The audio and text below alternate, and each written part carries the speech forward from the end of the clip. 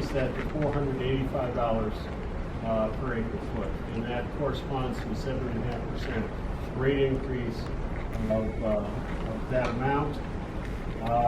We have a corresponding increases also in the delivery rates for Edwards Air Force Base, and also our ag-treated water have the same type of rate increases associated with those.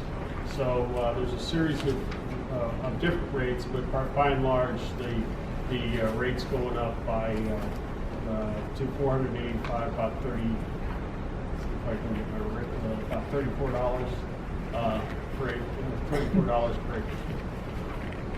2016, and that's primarily to accommodate for energy costs and increases by our state water contract with the Department of Water Resources. That's the main reason for those increases.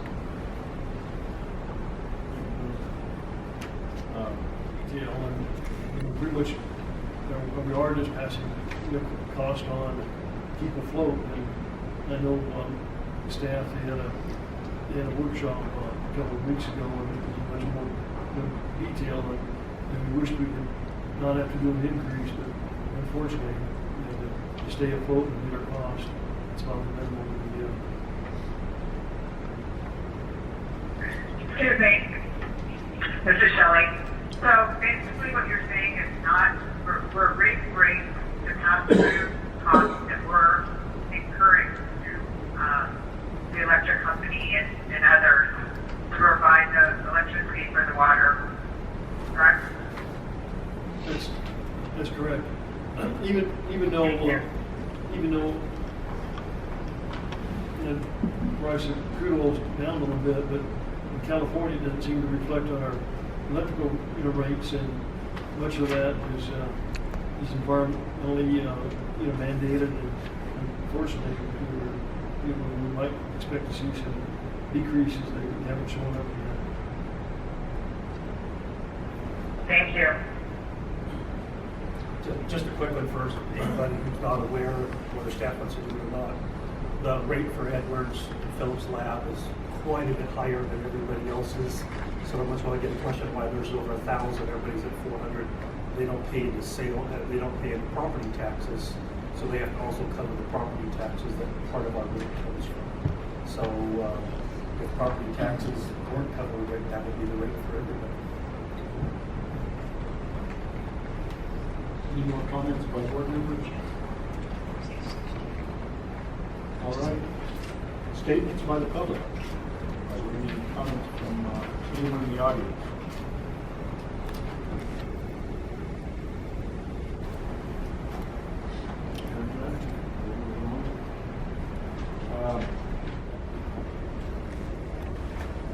Okay, we have a motion and a second to approve the amended water rates. Is there any more discussion? The only question I would have is, Certainly. Please, my name is Dwayne Dupree, and my question is, it says amendments, amending the rules and regulations for distribution water. Was there any rules and regulations changed other than the rates? No. Thank you very much. Good question. Any more? Once they just the rate, that's big. All right, Madam Secretary, we have a roll call vote, please. Thank you, Mr. President. Shelley Sorsical, Yes. Keith Dias, Yes.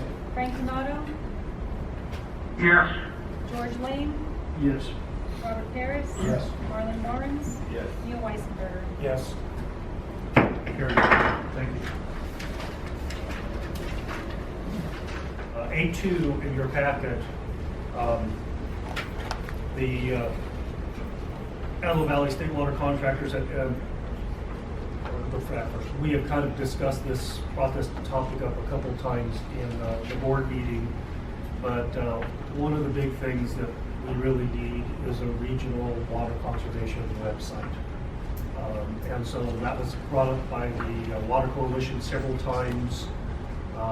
We have taken sort of the idea to the Antelope Valley State Water contractors. There seems to be that they're wanting to do it, but by the time we get through the process, we'd like this website up and going for our expo on November 7th.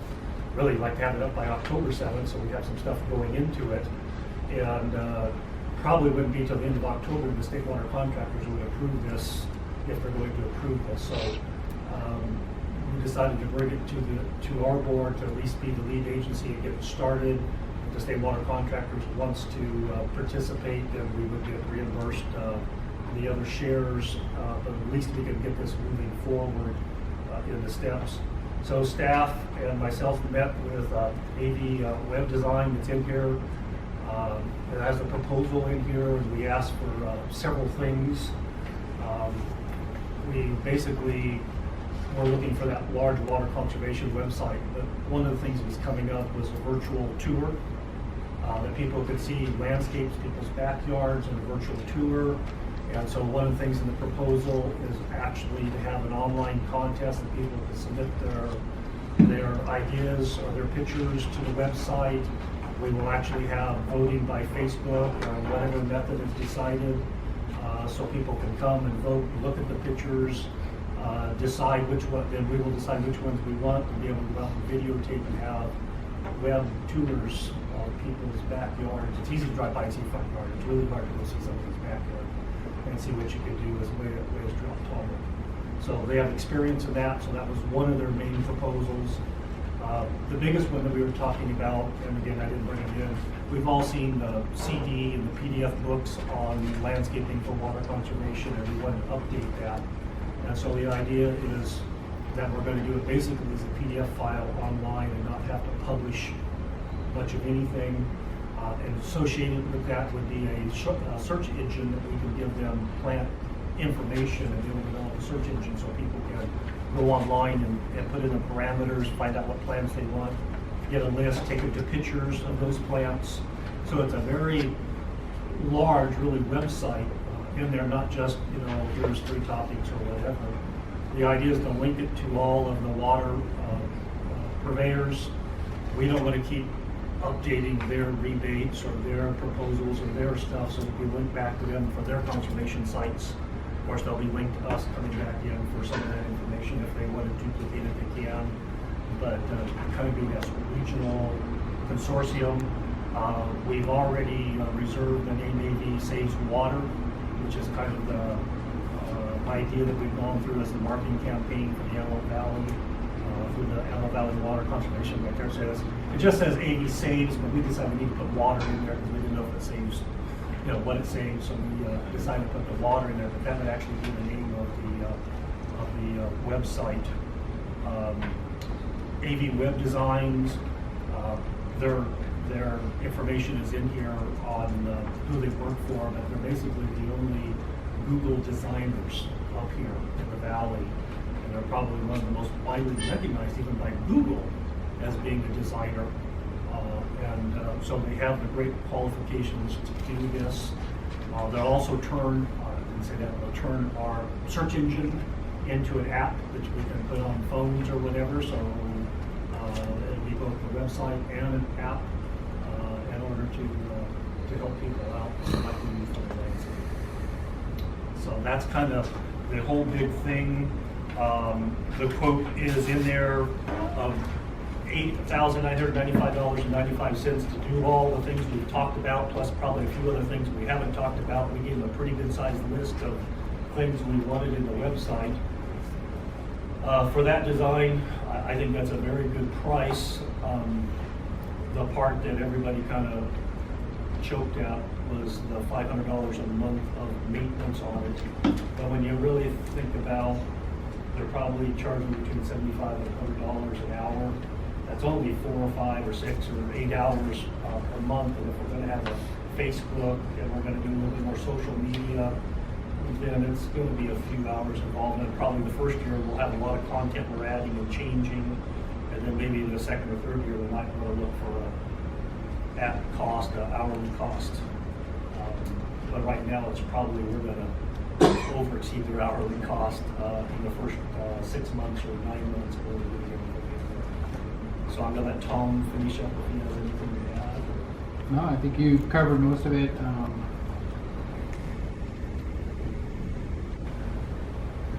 I have a question. Go ahead, Frank. That is very steep. I'm pretty much involved in that kind of design work through my company and stuff. And that $500 a month is, I think it's out of whack there.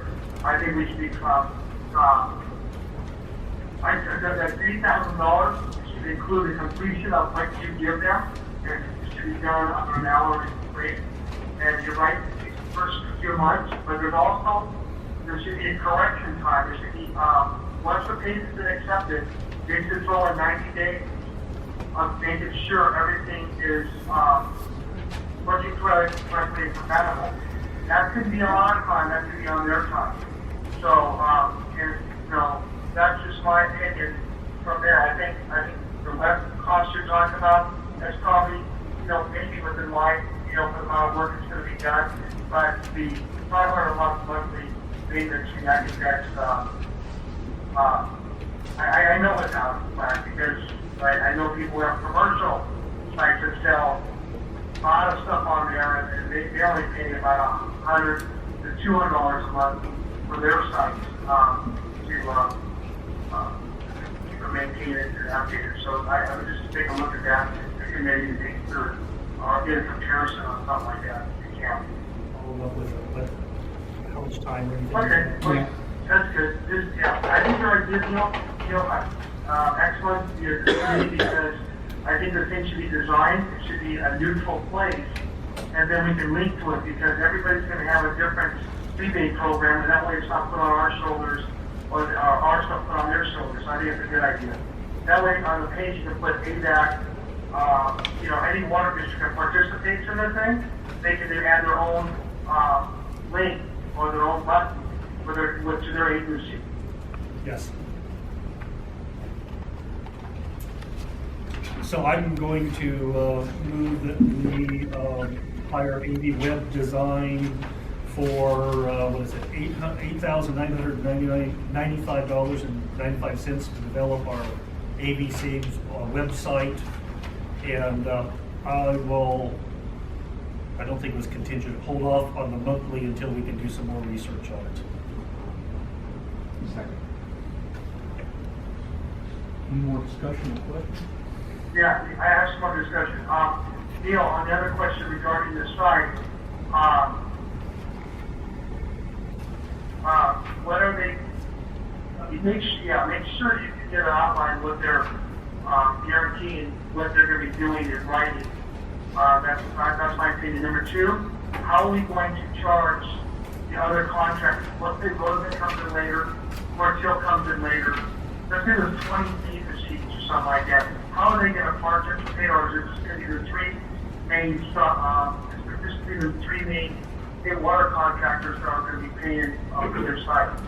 Right now, the idea was the 3 state water contractors, Amended state water contractors are paid for the site, it wouldn't be up to the purveyors. But that could be, Okay, so that means that. that could be so that means that discussion. we take the majority of the burden, correct? Correct, I think it's about 85% or so, 86%. Okay. Yeah, I have one question. Do we have like a contract to leave with I'm not sure exactly, that's a good question, I'm not sure if we have an extended No, contract. generally it's a monthly charge, and as long as you pay that, then they'll continue to maintain it. You have the upfront cost, which of course it goes to the website as is initially with all of the information, and as long as you continue to pay the maintenance charge, they'll keep it up. If you don't pay it, they won't keep it up. And we did pass some of these costs on to Palmdale Water, not pass them on. We gave them information on the cost, and Palmdale Water District was not having a problem. Little Rock was having a little bit of problem with it, but they're a very small percentage of the whole thing, so we hope they will participate. So Neil, you're. I have a question. Go ahead, Shelley. Money that we're going to use for this is coming out of the water conservation fund, correct? Yes. Thank you. So, With what Tom just said, I think I need to amend my motion to say we need to pay the monthly maintenance fee and negotiate it to a different price, or try to negotiate it. Okay, I'll second. Rob, you modify your second? Yes. Any more discussion or questions? Oh, yes. Randy Scott from Movement. Will the agency own the website or have the rights to it or something? Because I've heard of others that have developed something and then the agency doesn't necessarily own it when they decide they want to do something. We own the site. Good. We own about 3 other sites because we didn't know which ones we wanted. I think we have avsaveswater.com, .org, .net, .info. So we've got all of the dots. We covered the dots. Any more questions or discussion? Do we have a roll call vote, please? Shelley Sorsable, Yes. Keith Dias. Yes. Frank Donato, Yes. George Lane, Yes. Robert Paris, Yes. Marlon Barnes, Yes. Neil Weisenberger. Yes. Carried. Oroville's at 46% of historical average, which is the same as last board meeting. San Luis is up just a little bit at 48% of historical average. That's a picture of the Oroville Marina. Here's the 8-station index.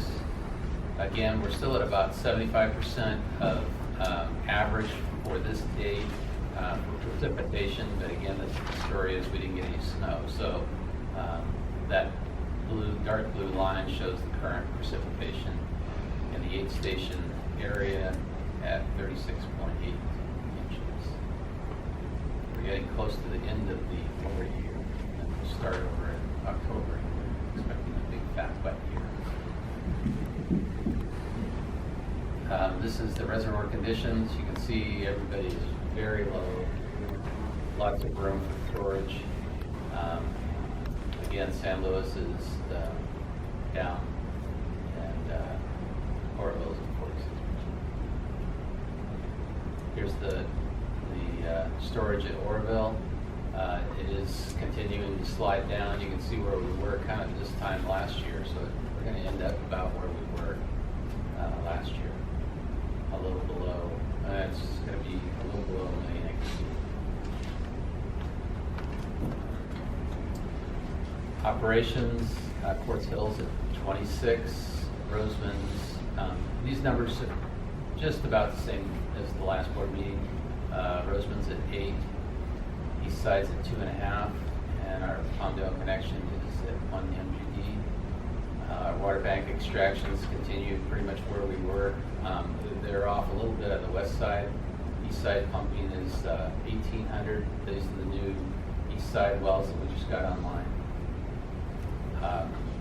96th Street East, we're still continuing at 1,300. And then the west side is 10. Any other operational issues? Again, the 96th Street, we can just continue to do at 1,300, so that's worked out really well. The west side extractions are dropped just a little bit from the last board meeting. They're 10 MGD and they're going to 80th and H. East side started a week or two ago. It's at 18. Update the language there. This is our groundwater production. So we got the numbers for August, which shows where we were last year and what we're doing this year, what our estimate was. So kind of reached what we anticipated to be the maximum production. So we're a little above that. That kind of gives you a feel for how much we got in each month. So we got a little earlier start on it. We didn't peak quite as high this year as we did last year, but we did get going earlier. So our well production's been real good. Any other comments, Mike, about this? Water quality, we're running into this late summer challenge. If you've been out to the aqueduct, it doesn't look that blue. It's a lot greener. We get a lot more algae this time of year. And we're having to wrestle with taste and odor issues. Some of our customers had some things. We've kind of had to adjust our treatment. You know, we've got ozone now, so we're bumped the ozone up a little bit, and we're trying to work with customers to try to address any taste and odor problems. But it's a challenge because the water quality and the aqueduct is just not real good this time of year. This is kind of what you get, but you know, after having so many years of drought and not having a lot of water going through the aqueduct, it's probably a little worse than it is normally. I don't know, John, any other comments or?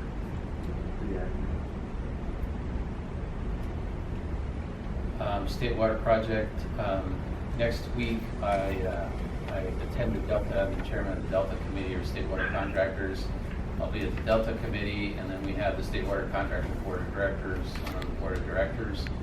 And then there's a Water Commission meeting that Ben may talk about in his report. The Water Commission is the one who's going to kind of allocate the water, allocate the money in Prop 1. And so they're going to talk about the process and some of the steps that are going through. They have some informational stuff, but I think they're kind of their first big meeting is next week, the Water Commission. So I'll be up in Sacramento to attend that. Just some updates and some status. The Board of Directors asked staff to send a letter to Edison to try to address the change order we had, where we had one of our projects, we had to have one transformer instead of what we had hoped or planned to have. It's two, and it looked like a breakdown in communication. So we had a really productive meeting that Director Paris attended today. I think we really got a lot of things ironed out. I think it's going to help improve the communication process. So it was a very, very productive meeting, I think. I don't know, maybe Mike or Director Paris have any comments or? No, I guess it worked out. Very, very good meeting. Very good. What do you think, Mike? Indeed. Use of stormwater, actually pumping it into the ground at the time it's coming in. Well, like this, for the Antelope Valley, stormwater, you know, we have the streams that contribute to the basin and recharge the basin naturally.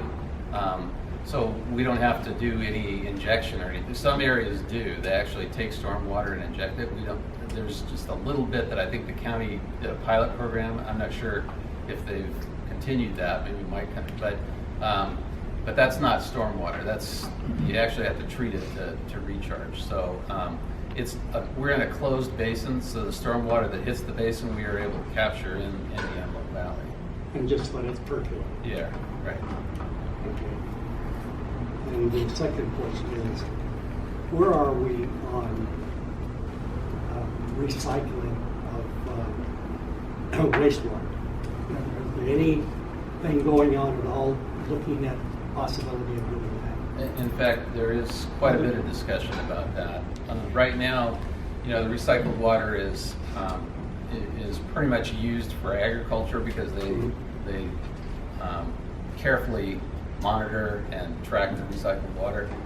There is some proposals now to actually take recycled water from the treatment plants and either use it in purple pipe kind of things, which I think there is some of that going on, and we're talking about expanding that. In fact, I'm probably not the expert in that area, but there is some proposals to actually use that even more. I'm sorry, aggressively. stand down. I've been involved in water quality and wastewater from the beginning, almost 50 years ago. Okay? And we're about 20 or 30 years behind parts of Southern California, mainly down in the ocean. I was with Manhattan Beach, Redondo Beach, in those places. Is anything being done to try to speed up that process so we can use it for other than secondary uses? Again, I think we've had the we kind of have a benefit in that we have a basin that when we don't have an ocean outfall where we're going to lose the, if you don't treat it, use it right away, you lose it to the ocean or to a contaminated basin.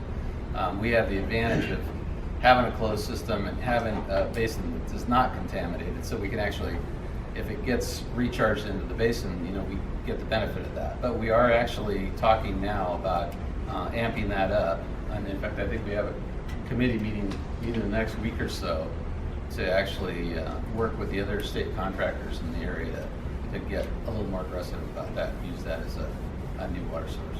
Okay, thank you very much. Thank you. agenda. So in the agenda is the previous PowerPoint that we had, which identified different chapters of Prop 1. And that's the attachment A. And then we also have possible projects. So this is what we talked about on July 22nd.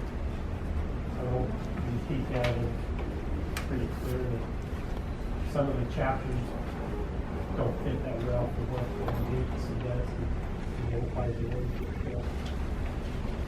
but you have a chance to submit on. I think what I really want to look at is at the end of that presentation, which is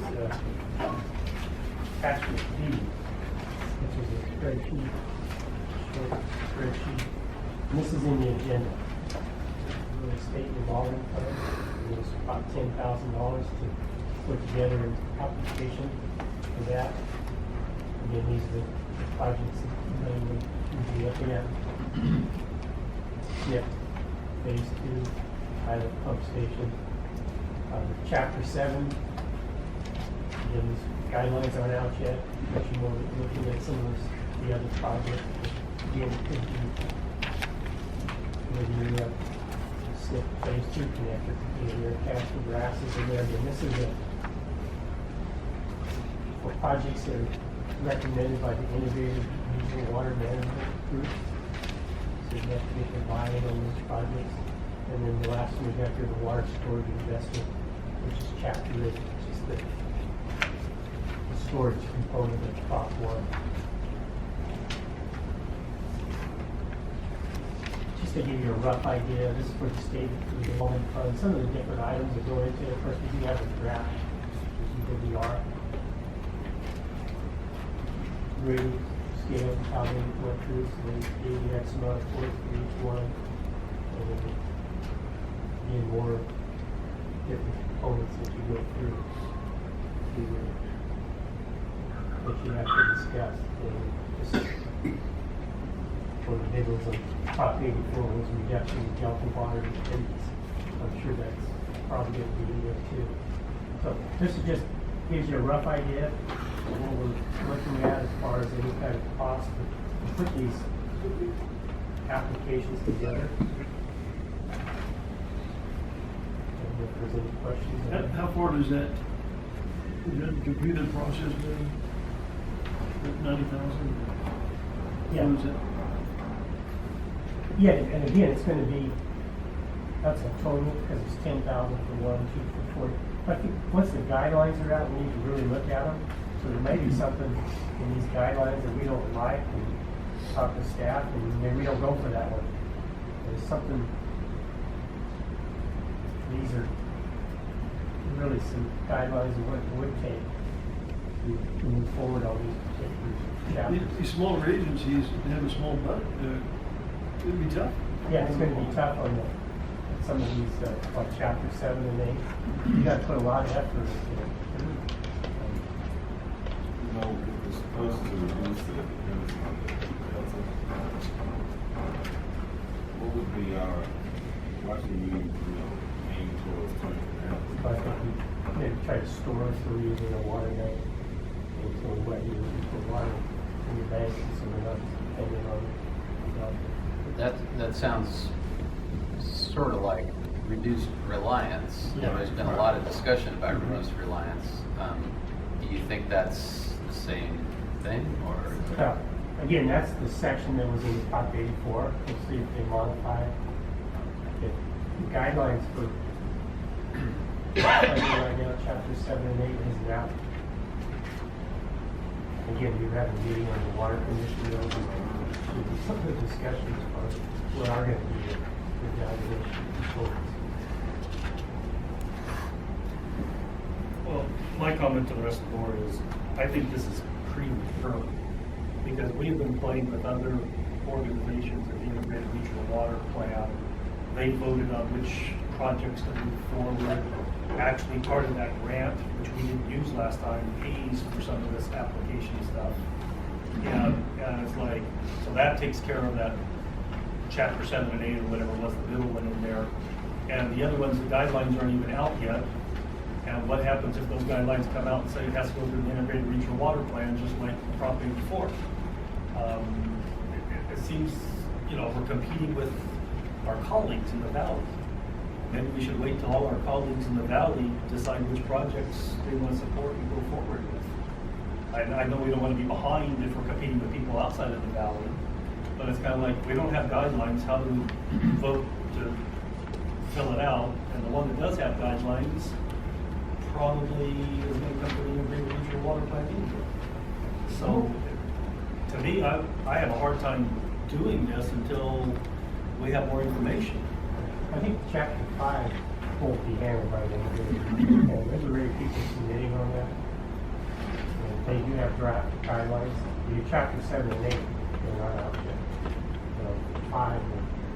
But 5 is the one come to the integrated regional water plan? No. No, that one won't be. And then just and Chad Chad got scared back there. Just off the subject, but on here, the cash for grass, the state has money for cash for grass, but they're not giving it to any agency that have done cash for grass in the past. So if they follow the same guidelines, we would not be eligible for cash for grass money because we coughed up our own money for cash for grass. So all of LA County and Port Hill and Palmdale, everybody's coming up with their own money for cash for grass. The state says you're no longer eligible for the state funds for cash for grass.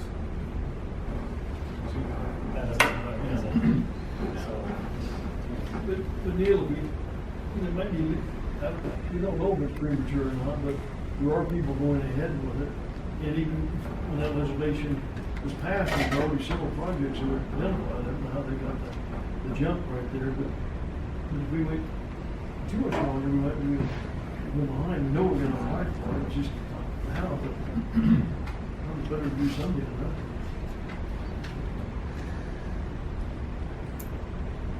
I think you want to be put in a position where you're ready. I think you want to be put in a position where you're ready to go. Use the name, do some investigations, so the guidelines do come out. And I'm not saying, so you understand that we're not going to spend $90,000 to put this together when the guidelines are out. But probably you can look into see how you fit. And by talking to some of these groups that are really want it, how are we going to? We're not spending $90,000, but we're starting to see what some of the guidelines are and see what the parameters are.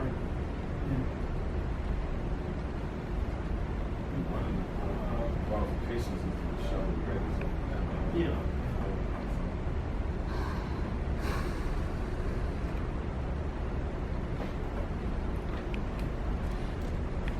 A lot of people have been anticipating this to happen, and a lot of folks are just waiting for the guidelines to come out. So I think I know several agencies that are going to be trying to be proactive and actually start lining things up. As Ben said, some of these things you can't really pull the trigger on until you know, but it's probably good to be at least thinking on a high level. So. If we pass this, up to 90,000, and AECom keeps us informed where we're at, and if we want to go forward, this is the next step. But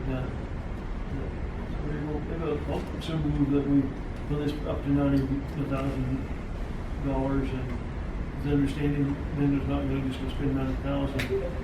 It starts the process, and maybe we'll go forward, maybe we won't. Yeah, that sounds good. Is that? And I can always have an agenda item every month, and this was really up to speed on how it's going.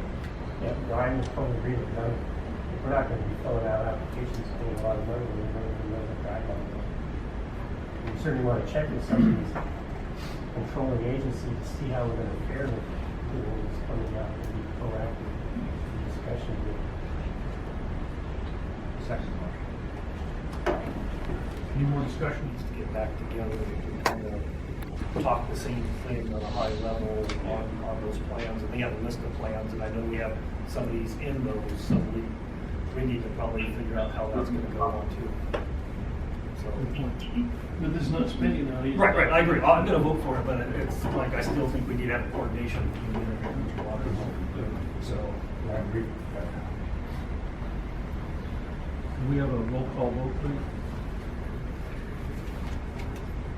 Shelley Sorsable, Yes. Keith Dice. Yes. Frank Donato, Yes. George Lane, Yes. Robert Harris. Yes. Marlon Barnes. Yes. Neil Weisenberger. Yes. Carried.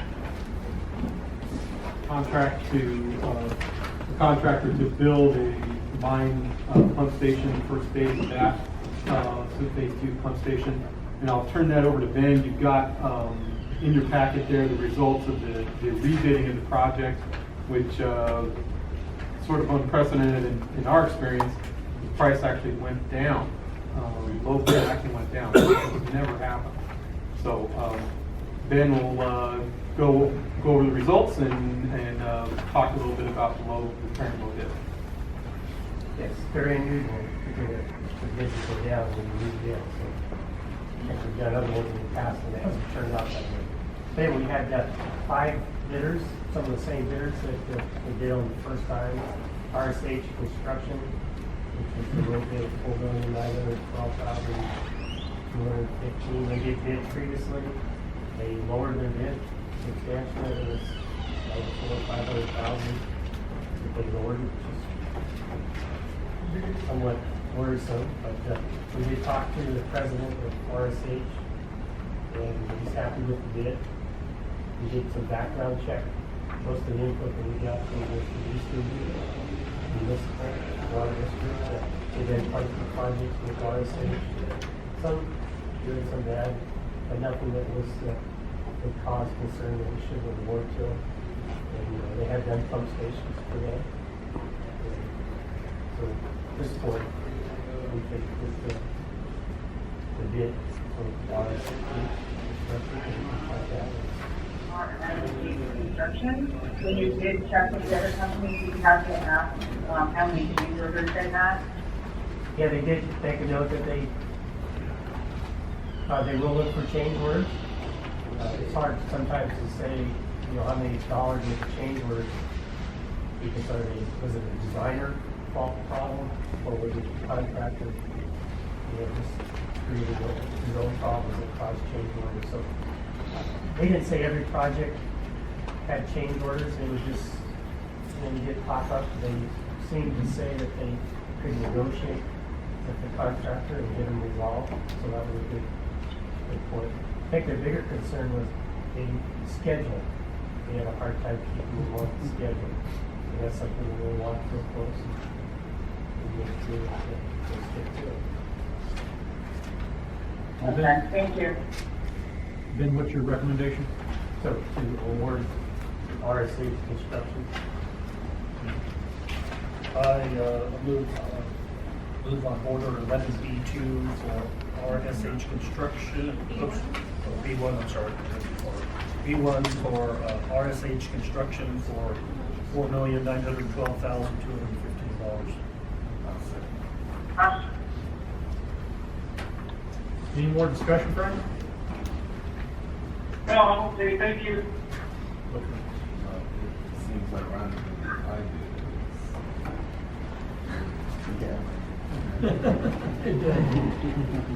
Well, the one that seems strange to me again is, one of the concerns before was there was no subcontractors listed. They said they could do all their own subcontractors, but this time they have subcontractors listed.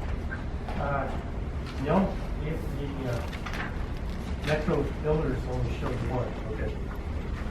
For sure. Yeah, we got one for them. Yeah, that's all they had last time. So I think we did it all. Any more discussion or question? Could we have a roll call vote, please? Shelley Sorsable, Yeah. Keith Dias, Yes. Frank Donato, Yes. George Lane, Yes. Robert Harris. Yes. Marlon Barnes. Yes. Neil Weisenberger. Yes. Carried.